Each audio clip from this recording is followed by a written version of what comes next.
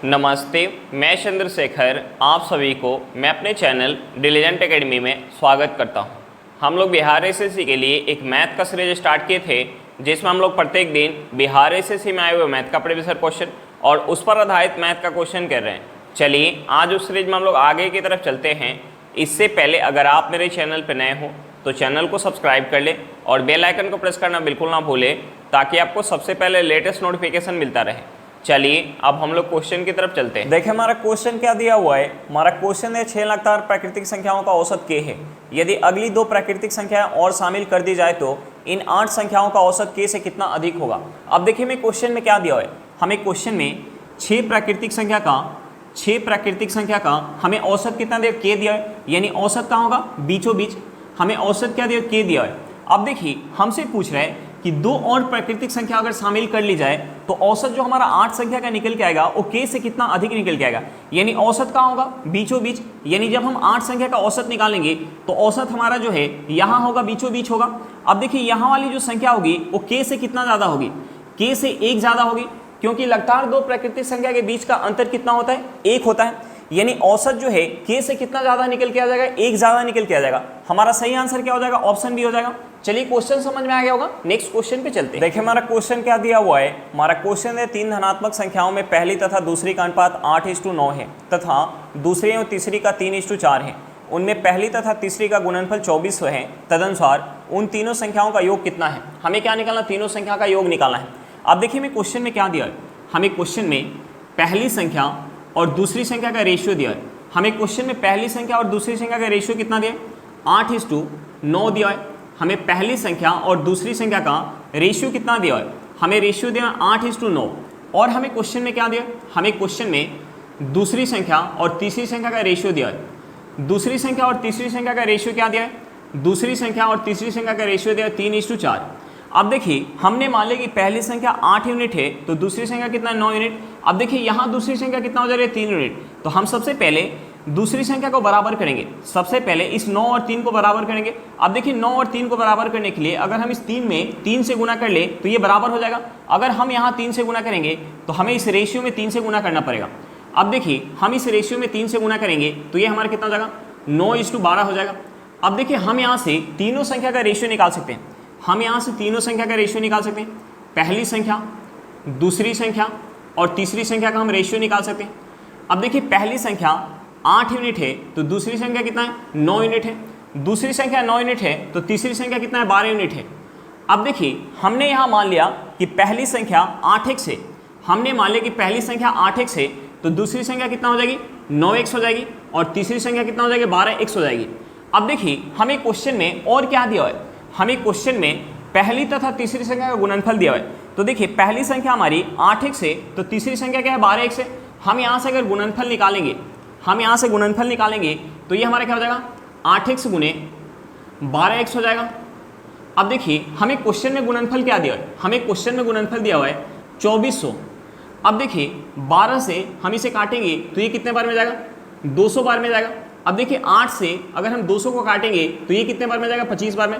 हम यहाँ x में x से गुना करेंगे तो ये हमारा क्या हो जाएगा, x² इक्वल टू क्या हो जाएगा, 25 हो जाएगा।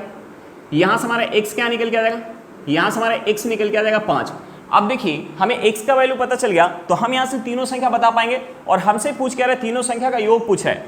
तो देखिए हम यहाँ से अगर योग निकालेंगे तो यहाँ से हमारा योग क्या हो जाएगा, 8x प्लस का 12x से हमारा कितना हो जाएगा, 20x प्लस का 9x कितना हो जाएगा, 29x। अब देखिए योग हमारा कितना निकल के आ गया, योग हमारा निकल के आ गया 29x। योग हमारा कितना निकल के आ गया, 29x। और x का वैल्यू हमारा क्या है, 5 है। तो देखिए यहाँ से हमारा योग क्या हो जाएगा, 29 गुने 5 हो जाएगा। 29 में 5 से गुना करेंगे तो ये हमारा कितना हो जाएगा, ये हमारा हो जाएगा 145। यानी तीनों संख्या का योग कितना निकल के आ गया, 145 निकल के आ गया। हमारा आंसर कितना निकल के आ गया, 145 निकल के आ गया। चलिए क्वेश्चन समझ में आ गया होगा, नेक्स्ट क्वेश्चन पे चलते हैं। देखिए हमारा क्वेश्चन क्या दिया हुआ है। हमारा क्वेश्चन है किसी एक संख्या के 5% और दूसरी संख्या के 4% का योग पहली संख्या के 6% और दूसरी संख्या के 8% के योग का 2/3 है। पहली संख्या का दूसरी संख्या से अनुपात है। हमें क्या निकालना है, पहली संख्या और दूसरी संख्या का रेशियो निकालना है। तो देखिए हमने मान लिया कि पहली संख्या x है और दूसरी संख्या y है। हमने मान लिया कि पहली संख्या x है और दूसरी संख्या y है। अब देखिए हमें क्वेश्चन में क्या दिया है, हमें क्वेश्चन में दिया है कि पहली संख्या का 5% यानी x का 5% प्लस y का 4%, ये किसके बराबर है? ये बराबर है पहली संख्या के 6% और दूसरी संख्या के 8% के योग के 2/3 के बराबर है। ये किसके बराबर है? इसके योग के 2/3 के बराबर है। अब देखिए हम यहाँ से क्या करेंगे, इस 3 से हम इसमें क्रॉस गुना करेंगे। हम इसमें 3 से गुना करेंगे तो ये हमारा क्या हो जाएगा? ये हमारा हो जाएगा x गुने 15% प्लस ये हमारा हो जाएगा y गुने 12% इक्वल टू, हम इसमें 2 से गुना करेंगे तो ये हमारा हो जाएगा x गुने 12% प्लस y गुने 16%। अब देखिए हम इस x को अगर इस साइड लेके आएंगे तो ये हमारा क्या हो जाएगा? x का 15% माइनस का x का 12% इक्वल टू, इस y को अगर हम उस साइड लेके जाएंगे तो ये हमारा हो जाएगा y का 16% माइनस का y का 12%। अब देखिए हम यहाँ माइनस करेंगे तो ये हमारा क्या हो जाएगा? x का 3% इक्वल टू, ये हमारा हो जाएगा y का 4%। अब देखिए हम यहाँ परसेंटेज से परसेंटेज काट सकते हैं,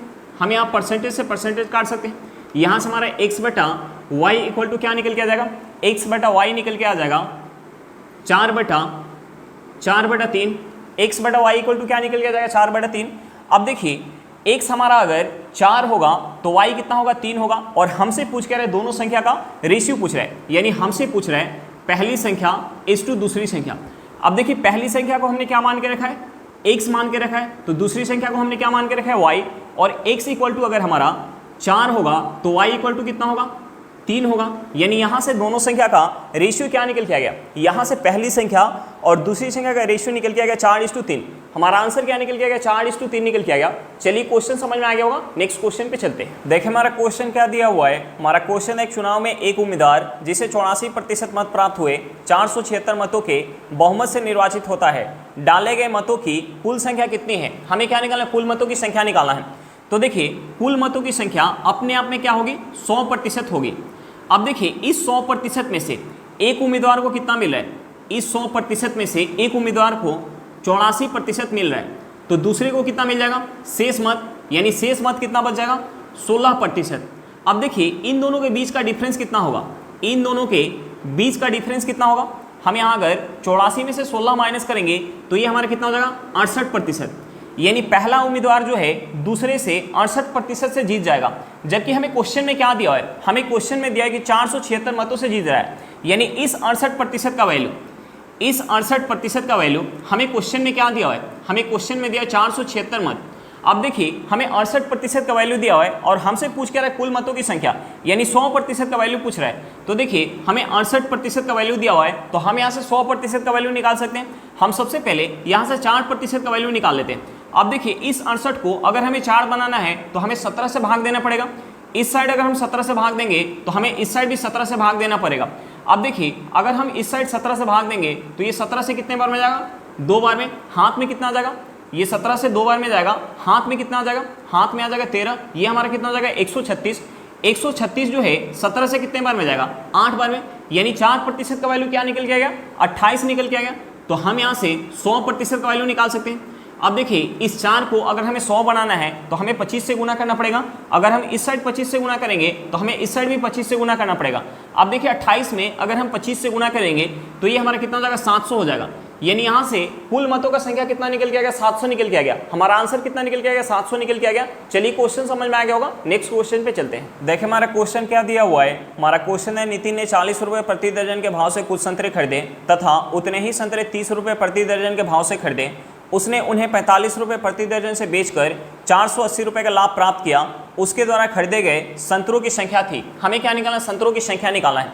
तो देखिए हमने मान लिया कि एक दर्जन संतरा 40 रुपये प्रति दर्जन की दर से खरीद रहा है और एक दर्जन ही संतरा 30 रुपये प्रति दर्जन की दर से खरीद रहा है। तो देखिए 2 दर्जन संतरा का टोटल लागत कितना हो जाएगा?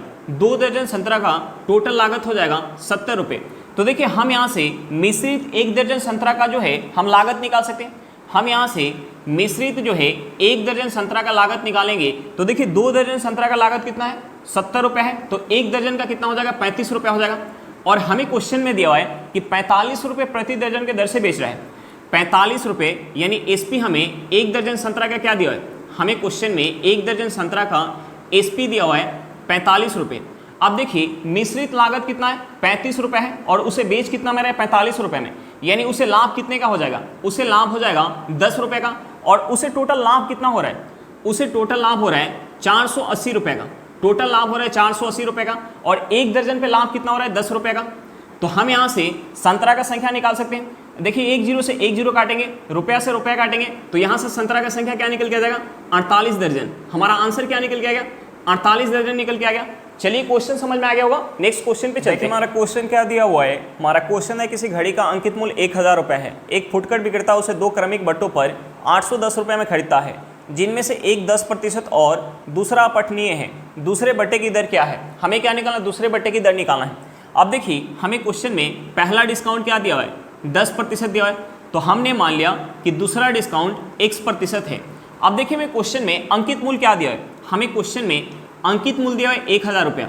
अब देखिए अंकित मूल्य 1000 रुपया दिया है और पहला डिस्काउंट क्या है 10%, तो पहले डिस्काउंट के बाद मूल्य क्या हो जाएगा, इसका 90% हो जाएगा।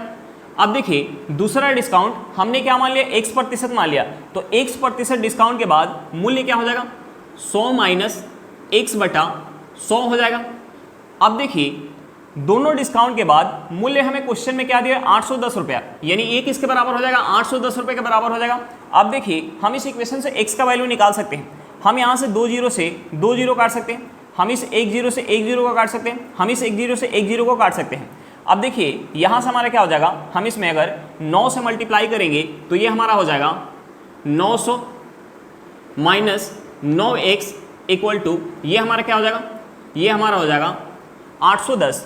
अब देखिए हम इस 9x को अगर उस साइड लेके जाएंगे तो हमारा माइनस में तो प्लस में हो जाएगा, और इस 810 को अगर हम इस साइड लेके आएंगे तो हमारा प्लस में तो माइनस में हो जाएगा, यानी यहाँ से हमारा हो जाएगा 9x इक्वल टू, अब देखिए 900 में से अगर हम 810 माइनस करेंगे तो ये हमारा कितना हो जाएगा 90 हो जाएगा।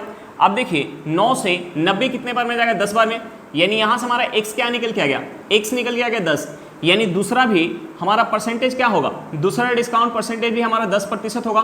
हमारा आंसर क्या निकल के आ गया 10% निकल के आ गया। चलिए क्वेश्चन समझ में आ गया होगा, नेक्स्ट क्वेश्चन पे चलते। देखिए हमारा क्वेश्चन क्या दिया हुआ है, हमारा क्वेश्चन है 1000 रुपये की धनराशि को 5% वार्षिक साधारण ब्याज की दर से निवेशित किया गया है। यदि प्रत्येक 10 वर्ष बाद ब्याज को मूलधन में सम्मिलित कर दिया जाता हो तो 2000 रुपये का मिश्रधन कितने समय बाद प्राप्त होगा।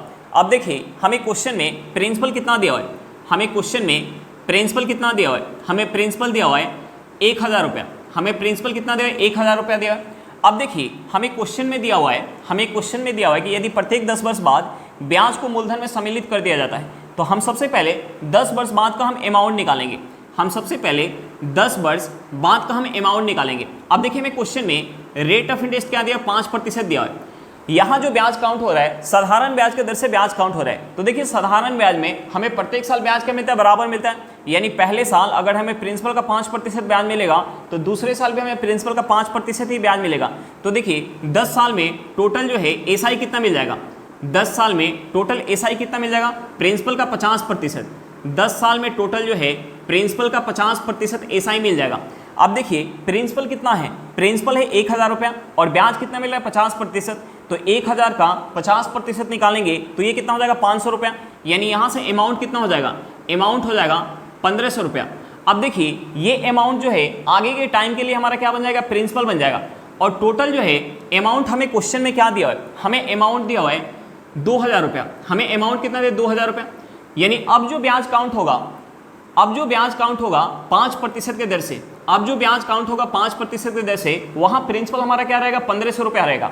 तो देखिए यहाँ जो है टोटल एसआई कितना मिल रहा है, यहाँ टोटल एसआई कितना मिला है, यहाँ टोटल एसआई मिल रहा है 500 रुपये का, यहाँ टोटल एसआई कितना मिला है 500 रुपये का मिल रहा है। तो हम यहाँ टोटल जो है एसआई प्रतिशत निकाल लेते हैं।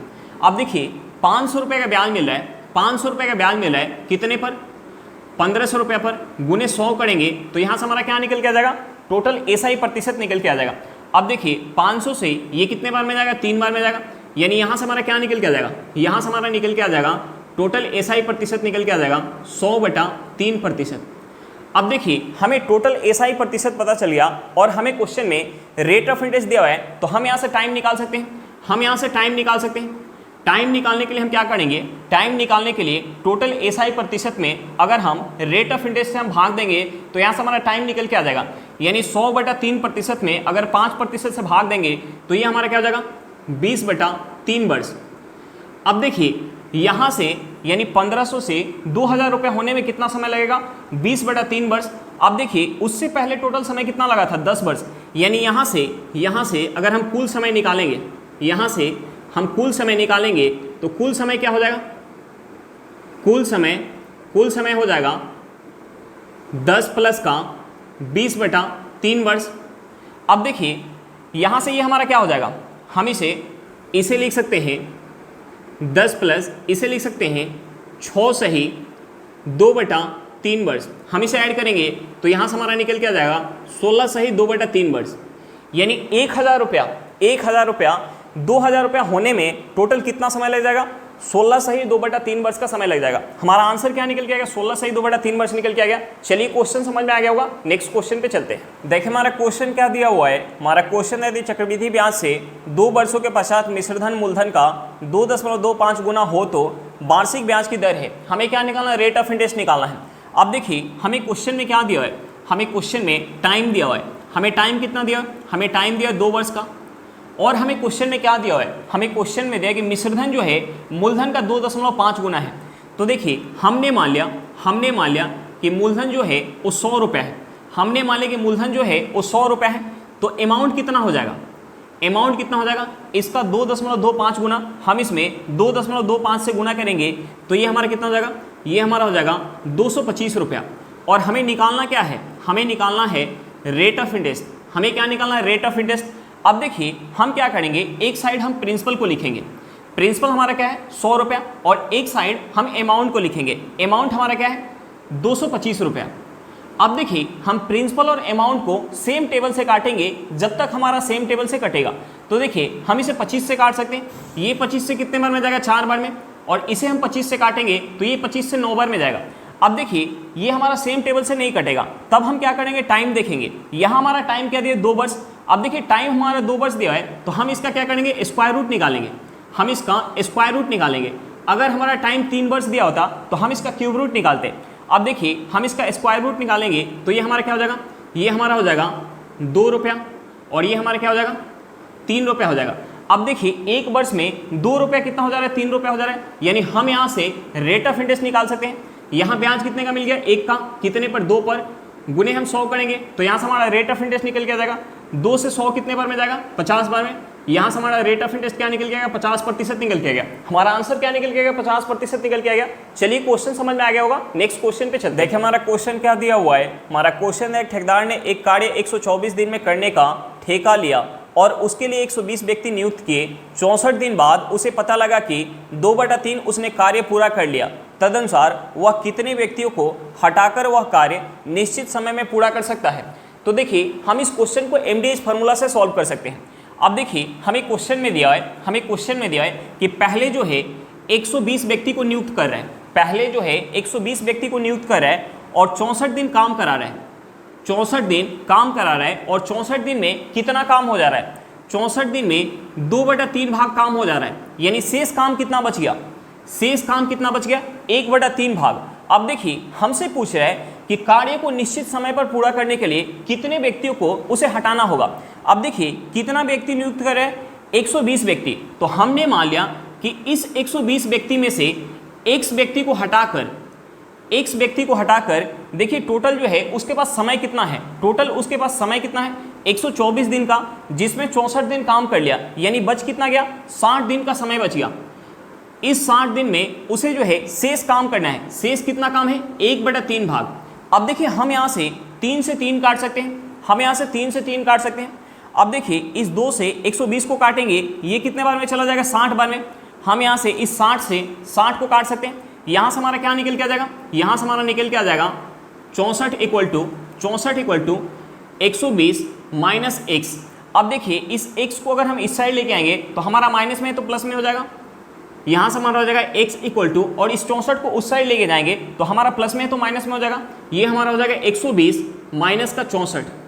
अब देखिए 120 में से अगर हम 64 माइनस करेंगे तो ये हमारा कितना हो जाएगा 56, यानी 56 व्यक्तियों को हटाकर कार्य को जो है निश्चित समय पर पूरा कर सकता है। हमारा आंसर क्या निकल के आ गया, 56 निकल के आ गया। चलिए क्वेश्चन समझ में आ गया होगा, नेक्स्ट क्वेश्चन पे चलते हैं। देखिए हमारा क्वेश्चन क्या दिया हुआ है, हमारा क्वेश्चन है एक नल किसी टंकी को 6 घंटों में भर सकता है। जब टंकी आधी भर जाती है तो इसी प्रकार की 3 और नल खोल दिए जाते हैं।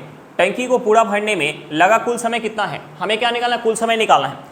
तो देखिए हमने मान लिया कि टंकी की धारिता 6 यूनिट है, तो देखिए नल जो है टंकी को 6 घंटा में भर सकता है। नल जो है टंकी को 6 घंटा में भर सकता है, यानी नल का इफिशियंसी कितना होगा, नल का इफिशियंसी होगा 1 यूनिट। अब देखिए हमें क्वेश्चन में आगे क्या दिया हुआ है, हमें क्वेश्चन में आगे दिया हुआ है कि जब टंकी आधी भर जाती है, टंकी जब आधी भर जाती है, टंकी की धारिता हमने क्या मान के रखा है 6 यूनिट, यानी आधा क्या हो जाएगा 3 यूनिट। अब देखिए आधी जो है 3 यूनिट पानी जो है एक नल भर रहा है, यानी एक नल का इफिशियंसी क्या है 1 यूनिट है, तो भरने में कितना समय लग जाएगा 3/1 घंटा।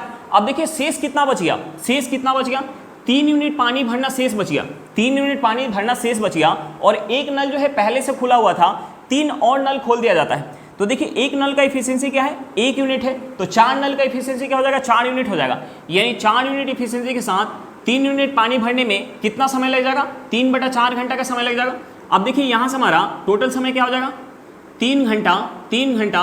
हम इसे अगर मिनट में चेंज कर ले तो मिनट में चेंज करने के लिए हम इसमें 60 से गुणा करेंगे तो ये हमारा हो जाएगा 45 मिनट, यानी कुल समय हमारा क्या निकल के आ गया 3 घंटा 45 मिनट निकल के आ गया। हमारा आंसर क्या निकल के आ गया 3 घंटा 45 मिनट निकल के आ गया। चलिए क्वेश्चन समझ में आ गया होगा। आज के लिए इतना ही, फिर मिलते हैं नेक्स्ट क्लास में। अगर क्लास अच्छा लगे तो क्लास को लाइक करिएगा, अगर आप मेरे चैनल पर नए हो तो चैनल को सब्सक्राइब करिएगा, और क्लास को अपने दोस्तों के साथ शेयर करना बिल्कुल मत भूलिएगा। चलिए बाय बाय।